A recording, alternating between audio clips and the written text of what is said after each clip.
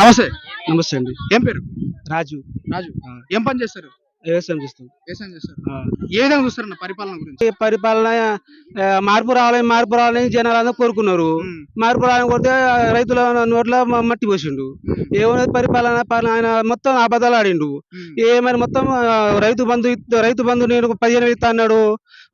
కళ్యాణ లక్ష్మి తులం బంగారం ఇస్తా అన్నాడు. అన్ని అబద్ధాలు ముచ్చట్లే కానీ ఏం లేదు. అని అబద్ధాలు ముచ్చట్లు మాట్లాడిండు. అన్ని ఏదో జనాలు మభ్యపెట్టి ప్రభుత్వంలో వచ్చింది. ఆ ప్రభుత్వం వచ్చిన తర్వాత నేను 9వ తారీఖే చేస్తాను రుణమాఫీ అన్నాడు. అది లేదు. మళ్ళీ ఇప్పుడు రైతు బంధు చేస్తాను, అది లేదు. రుణమాఫీ చేస్తాను, రుణమాఫీ లేదు. ఇల్లు కట్టిస్తా, 5 లక్షలు ఇస్తాను, అది లేదు. ఏది లేదు, మొత్తం అబద్ధాలే. ఆయన మొత్తం బ్రోకర్ మాటలు మాట్లాడిండు. అది కానీ వచ్చిండు. కానీ ఆయన చేసేది మాకు మాత్రం ఏ మాత్రం చేసేటట్టు అవపడతలేదు. ఎంపీ ఎంపీ ఎలక్షన్లో ఇప్పుడు ఆమె ఏమైనా చేస్తా అంటేనే ఆయనకి ఏమైనా ఓట్లు పడతాయి. లేకుంటే మాత్రం మొత్తం టీఆర్ఎస్కి ఇస్తాం. మొత్తం బీఆర్ఎస్ ఇస్తాం. ఏ క్యాండిడేట్ నిలబడ్డా కూడా బీఆర్ఎస్కి ఇస్తాం ఓట్లు.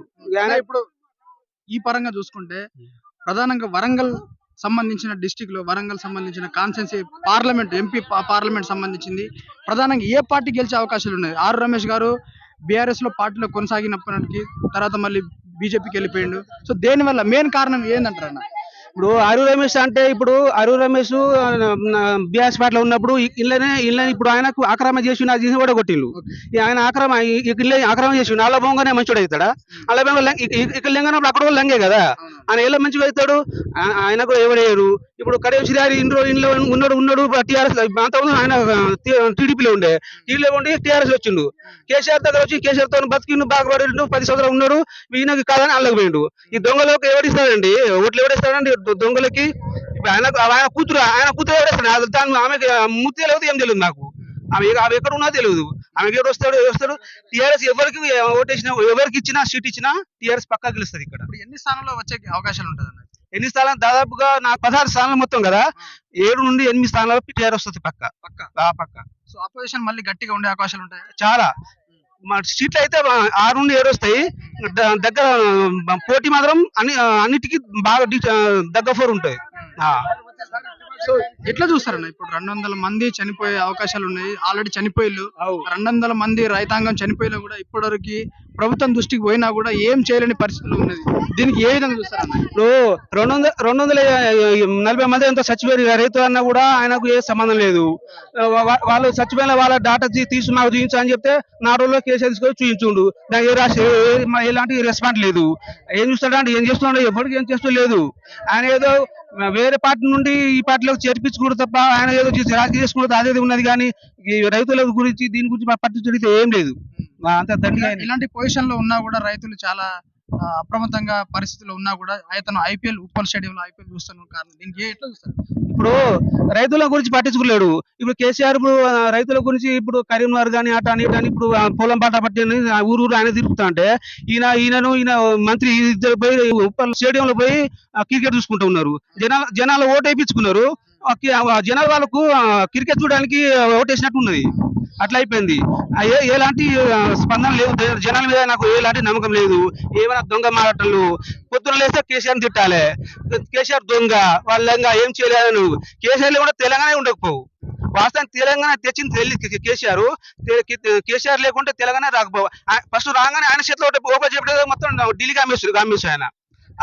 అటువంటి దొంగ చెట్ల ప్రభుత్వం నిలబెట్టి జనాలు కలిసి సరే మార్పు కోరుకున్నాం. కానీ ఆయన పనులు మంచి చేస్తే ఓకే, మాకు పర్లేదు. కానీ పనులు ఏం చేస్తలేదు కదా. రైతుల మొత్తం నాశనం చేస్తాను. అందరికి ఇప్పుడు ఎండిపోయిన పొలాలుగా పోలేదు. ఇప్పుడు అక్కడ కాలువ ఇప్పుడు ఏముందండి? ఇప్పుడు మేడిగడ్డ పలిగిపోయిందని మొత్తం ప్రచారం చేస్తాడు. మేడిగడ్డ ఏముందని 3 ఫీలకు కూలిపోయినాయి. దానికి బాగు చేయరా? దాన్ని బాగు చేయకుండా మొత్తం పోయింది, పనికిరాదని కేసీఆర్ మొత్తం బదనాం చెప్తాడు. ఇప్పుడు ఎంపీ ఎలక్షన్ వస్తుందని అడిగితే ఇప్పుడు ఆ కాలువలు ఇడిచిపెట్టడం జరుగుతుంది. మొత్తం పంటల పొలాలు ఎండిపోయిన తర్వాత ఇప్పుడు ప్రయోజనం లేదని రైతాంగం చాలా రాస్తారోకో చేస్తా ఉన్నారు. దీనికి ఎట్లా చూస్తారన్న? ఇప్పుడు ఆయనకు తెలివి ఉంటే ఒక నెల ముందు వాటర్ ఇడిచిపోతే ఉంటే పొలాలు ఎండిపోకుండా మంచిగా పారేది.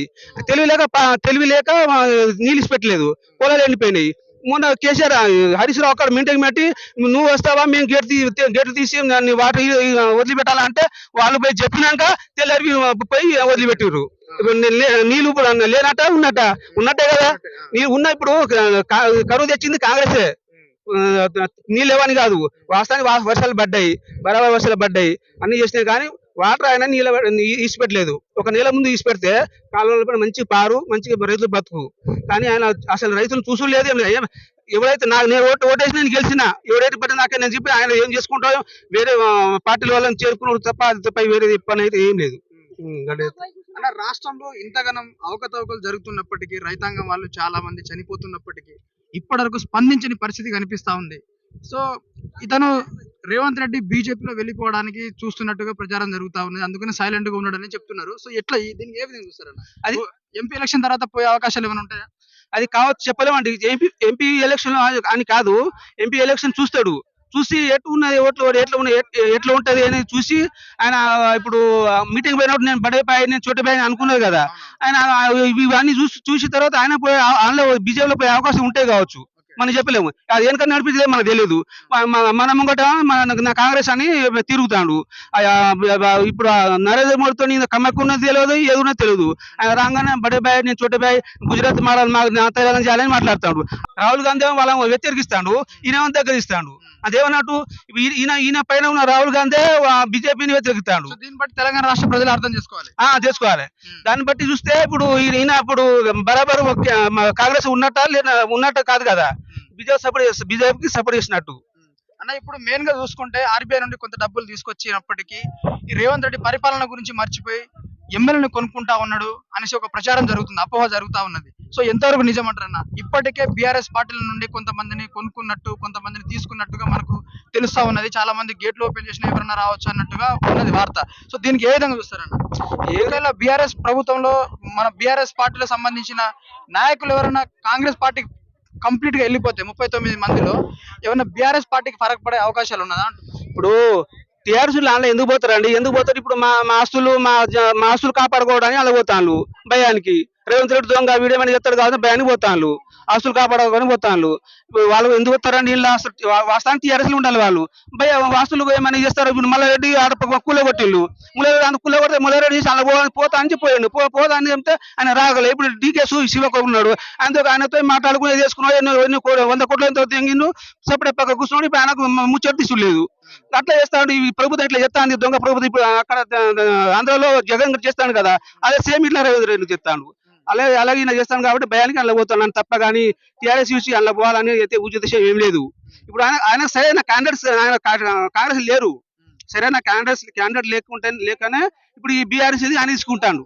అది మెయిన్ గా ఇప్పుడు చూసుకుంటే ఒకటి ప్రచారం చేసిండు ఒక సభలో, తుక్కుగూడ సభలో ఏమని చెప్పిండంటే, కేసీఆర్ ని డ్రాయలు ఇప్పి నీకు బట్ట బయలు నేను ఊరేగింపు చేస్తా, డ్రాయర్లు అమ్ముకుంటా, నీ అమ్ముడు పని మొదలు పెడతా అన్నట్టుగా ఏదో వార్త వచ్చింది, తుక్కుగూడ సభలో చెప్పినట్టు గుర్తు.